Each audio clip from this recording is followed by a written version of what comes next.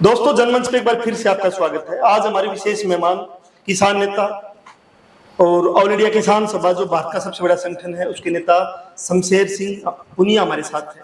तो आप हिसार हल्के को हम देखें तो हिसार के अलग अलग जो 7 हल्के हैं उनके अंदर बीजेपी जेजेपी के खिलाफ क्या किसान, मजदूर, कर्मचारी खड़े मिलते हैं? बिल्कुल मिलते हैं। मैं किसी एक हल्के से बंधा हुआ नहीं, मैं सातों के सातों हल्कों के अंदर गया हूँ और रात दिन फिरता हूँ। मेरे ख्याल में मेरे इतना अपने संयुक्त किसान मोर्चा का जो लोकल लीडरशिप है ना डिस्ट्रिक्ट की, शायद ही कोई साथी जाता होगा। मैं तमाम सातों हल्कों में लगभग 5-6 बार चक्कर लगा चुका हूँ। हमारी नंबरदार एसोसिएशन की तरफ से भी हमने इकट्ठे होकर के बीजेपी के खिलाफ नंबरदारों को एकजुट होकर के वोटिंग करके बीजेपी को हराने का हमने ऐलान किया और हमने तो नंबरदार एसोसिएशन ने तो कांग्रेस पार्टी के कैंडिडेटों को बुला करके खुला समर्थन किया। नंबरदार जो एसोसिएशन है, हाँ जी 90 के 90 हल्कों में और 7 हल्कों में मैं साथ गया हूँ। 7 जिला के तो मैं नंबरदार एसोसिएशन का भी डिस्ट्रिक्ट प्रेसिडेंट हूँ, हमारे स्टेट प्रेसिडेंट हमारे साथ। नंबरदार जी, 7 हल्कों की जब हम बात करें तो उसमें क्या लगता है कि बीजेपी बाहर हो जाएगी सत्ता से?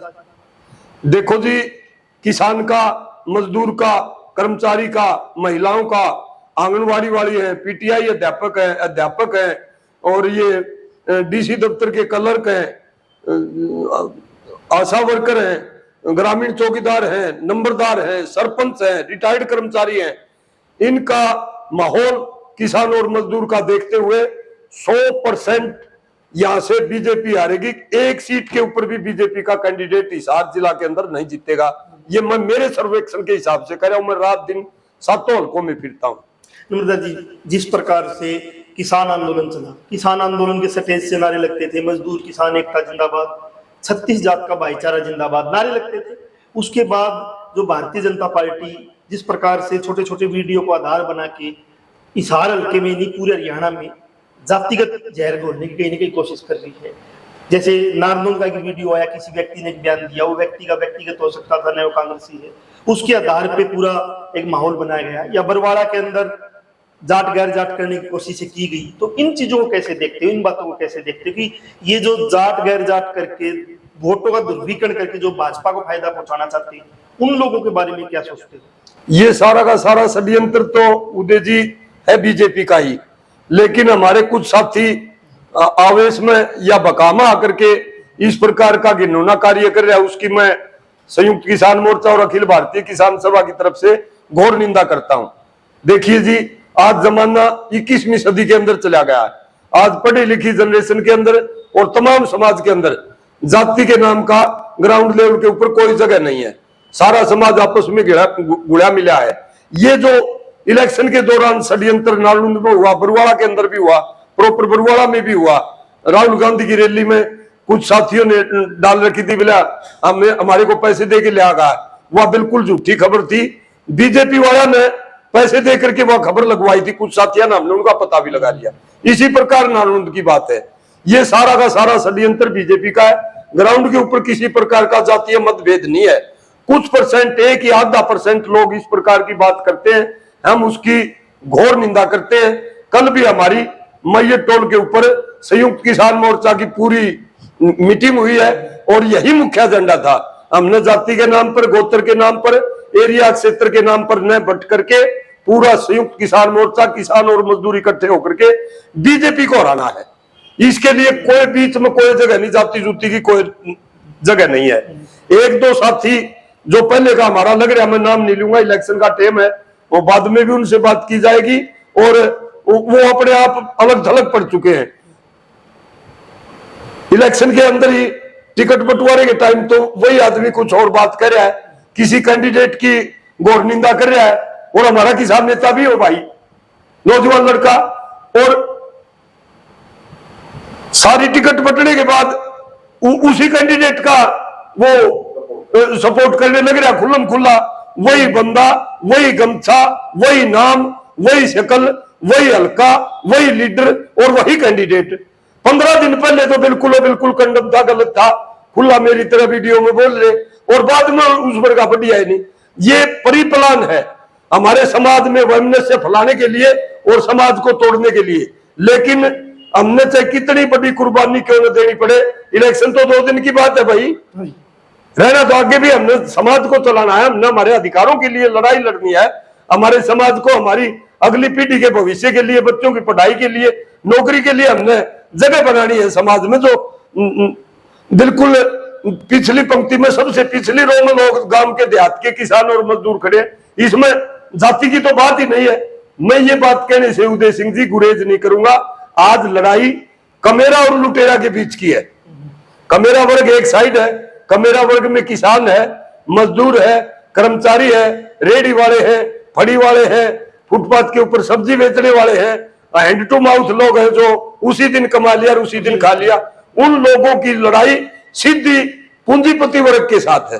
सारा समाज आज 2 साइड बढ़ चुका है। इस बीजेपी ने ऐसा ध्रुवीकरण कर दिया, बिल्कुल खून निकाल करके लोगों का, कमेरा वर्ग का और अडानी अंबानी और पूंजीपतियों की तिजोरी भरने का काम किया। यो तो दर्द सीधा दिखने लगा, चुट्टी बदलन है। नंबरदार साहब, किसान आंदोलन के किसान नेता भी है, लगातार हमने देखा है। आप रामनिवास घोडेला की स्टेज पे कुछ लोगों ने कहा कि किसान नेता होगी कैसे जा रहा, तो बातचीत ये थी कि आप नंबरदार एसोसिएशन के बारे में जानना चाहता हूँ, कब से उसके नेता हो और आपका जो समर्थन था वो किसान नेता था या नंबरदार के अध्यक्ष के तौर पे था? मैं बताऊंगा, मैं 1994 में नंबरदार बना था, कच्चा माल की वसूली मैंने शुरू कर दी थी, मेरे ताऊ जी एक्सपायर हो गए थे। सन 1995 में मैं पक्का नंबरदार बन गया। 1995 में ही मैं नंबरदार एसोसिएशन से जुड़ गया। मैं तहसील कमेटी में रहा और अब मैं डिस्ट्रिक्ट प्रेसिडेंट हूँ। पहले हमारा चौधरी हरि सिंह खोखर हमारा स्टेट प्रेसिडेंट थे, वो 5 साल पहले वो एक्सपायर हो गए।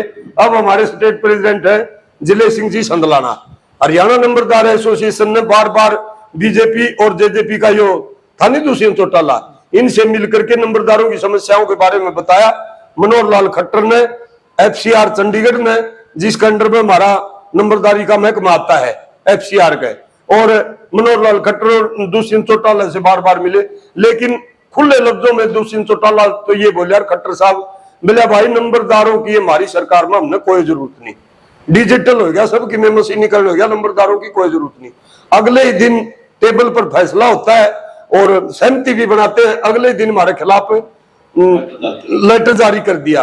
75 साल से ऊपर के नंबरदार छुट्टी, 60 से 75 की का मेडिकल, और सुरबराई जो होती है, सुरबरा होता है उत्तराधिकारी, कार्यवाहक, ये उर्दू में सुरबरा बोल देते, पुराने उर्दू के लफ्ज चलते हैं नहीं, सुरबरा को खत्म कर दिया। हाँ, सुरबराई खत्म कर दी और नए नंबरदारों की उदय जी नियुक्ति खत्म कर दी। एक नंबरदार बुजुर्ग एक्सपायर हो जाता, उसकी जगह कोई नया नंबरदार नहीं बनेगा।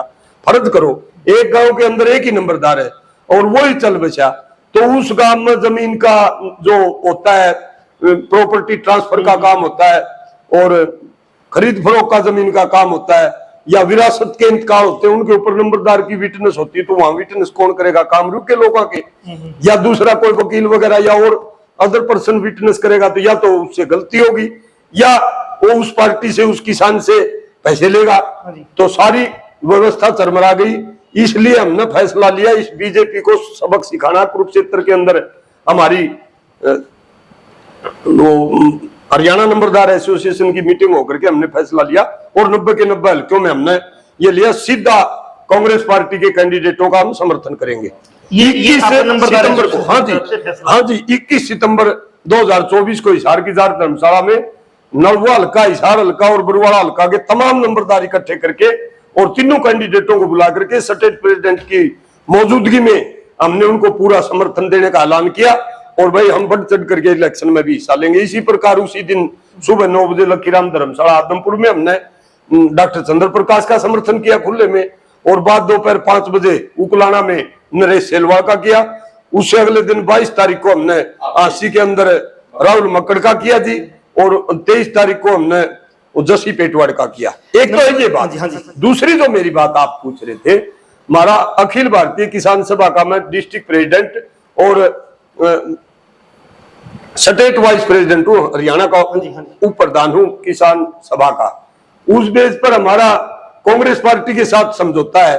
भिवानी विधानसभा की सीट सीपीआईएम के जो हमारे नेता है किसान सभा का, जिस प्रकार मैं डिस्ट्रिक्ट प्रेसिडेंट हूँ, कॉमरेड ओम प्रकाश वहां का जिला प्रधान है भिवानी का, उनको टिकट दी है और समझौते में और वहां पर कांग्रेस पार्टी ने अपना कैंडिडेट नहीं उठाया। कल हुड्डा साहब हमारे कैंडिडेट के लिए वोट मांग के आए हैं, तो हम कांग्रेस पार्टी के जो उम्मीदवार हैं उनके लिए काम करने के लिए स्वतंत्र है। हमारी स्टेट कमेटी ने और ऑल इंडिया किसान सभा कमेटी ने हमारे को आदेश किया खुले में आप प्रचार करो, इसमें कोई दूसरी बात ही नहीं है। अमृता जी पूछ रहा था, चुनाव के अभी 2 से 3 दिन बाकी है। हाँ जी, आम जो जनता है उसको क्या संदेश देना चाहोगे कि वो वोटिंग इस प्रकार करे, आपस में जातीय ना तौर पे न बटे, और बीजेपी जेजेपी की जो जन विरोधी सत्ता रही है, जिन्होंने दिल्ली के किसानों को नहीं जाने दिया, मजदूर सरपंच को कहीं जाने नहीं दिया अपने अधिकारों के लिए जब वो चंडीगढ़ जा रहे थे, तो क्या संदेश देना चाहोगे? देखो जी उदय जी, मेरे दिल के अंदर बड़ा दर्द है।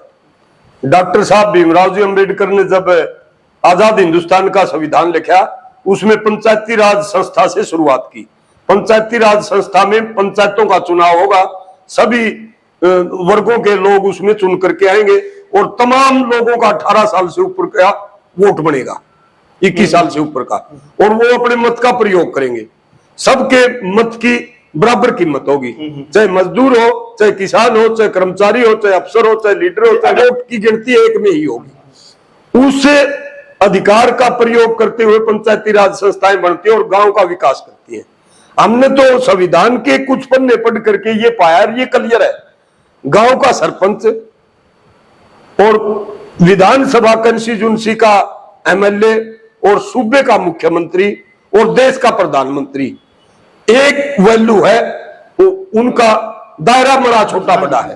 तो सबसे सम्माननीय, सबसे पहला पायदान प्रजातंत्र का पंचायती राज प्रणाली गांव की पंचायत है।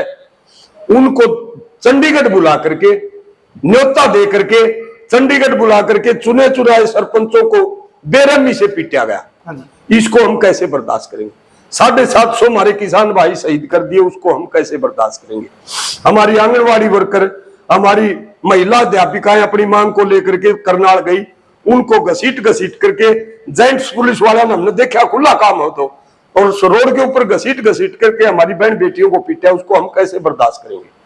पुरानी पेंशन बहाली के लेकर के रिटायर्ड कर्मचारी गए, पटवारी गए, क्लर्क गए, सभी को पीटा। अभी तो किसान बॉर्डर पे बैठे ही हैं, रास्ता रोका हुआ सरकार। खनौरी के अंदर हमारे भाई एमएसपी की गारंटी को लेकर के बैठे। शुभकरण नाम के किसान, नौजवान बेटा हमारा बठिंडा डिस्ट्रिक्ट पंजाब का, वो पंजाब के एरिया में था, बॉर्डर के ऊपर किसान बैठे हैं। हरियाणा पुलिस ने फायरिंग करी, हरियाणा के मुख्यमंत्री ने गोली के ऑर्डर किए। एक ही लड़का था, 3 बहनों का इकलौता अनमैरिड भाई, उसका फादर भी एक्सपायर हो चुका है। इस सारी जो गदर फंड है बीजेपी का, उसका बदला लेने का मैं तमाम भाईचारे से, किसान मजदूर तमाम आवाम से, माताओं बहनों और बुजुर्गों से, खास करके नौजवान बेटे जवानों से अपील करता हूं। 5 तारीख को परम कर्तव्य मानते हुए किसानों की शहादत का बदला लेने के लिए, सरपंचों की बेइज्जती की चंडीगढ़ में लाठीचार्ज किया उसका बदला लेने के लिए, महिला पहलवानों की बेइज्जती की गई उसका बदला लेने के लिए, और कर्मचारियों के ऊपर बेरहमी से लाठीचार्ज किया, टेबल पर फैसले हुए और वो फैसले भी निरस्त कर दिए, उन सब का बदला लेने के लिए बीजेपी के खिलाफ वोट करें।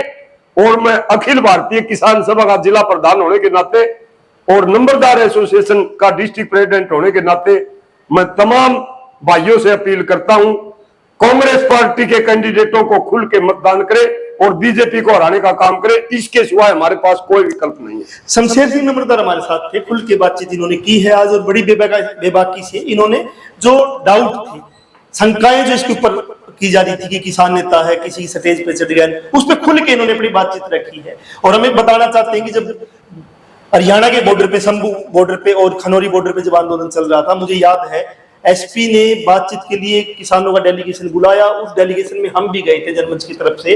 और जब हम वहां गाड़ियां छोड़ के बातचीत के लिए, पूरा डेलीगेशन गया हुआ था, पीछे से जिस प्रकार से बेरहमी से सीआरपीएफ जो वहां रैपिड एक्शन फोर्स थी, पुलिस थी, उन्होंने गाड़ियों को चूर चूर कर दिया था।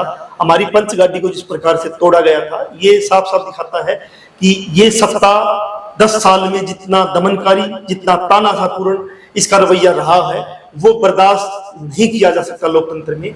और बाबा साहब भीमराव अंबेडकर ने जो संविधान लिखा था, वो संविधान कहता है कि लोकतंत्र में आप अपनी बात कह सकते हो, आप दिल्ली भी जा सकते हो, आप राष्ट्रपति भवन भी जा सकते हो अपनी बात करने के लिए, आप संसद भी जा सकते हो। लेकिन जिस प्रकार से नीलम रोजगार मांगने गई संसद में, अपनी आवाज उठाने गई, या वो जेल में है, जिस प्रकार से एनआईए की रेड के द्वारा यहाँ के वकीलों को, यहाँ के बुद्धिजीवियों को टारगेट किया जा रहा है और एडवोकेट अजय को गिरफ्तार किया गया।